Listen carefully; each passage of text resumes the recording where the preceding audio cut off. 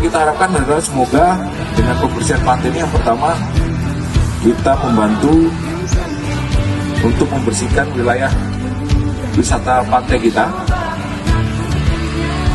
Yang kemudian semoga saja harapan kita dengan pantainya lebih bersih, maka masyarakat sekitar juga ikut merasakan. Yang pertama adalah indahnya, dan yang kedua adalah manfaat dari para wisatawan yang ada. Dan yang ketiga, harapan kita adalah semoga ini bisa menjadi contoh dan tauladan bagi masyarakat sekitar untuk tetap menjaga kebersihan pantai, dan kalaupun sudah kotor, menjadi suri tauladan bagi mereka untuk turut serta dalam melakukan pembersihan pantai.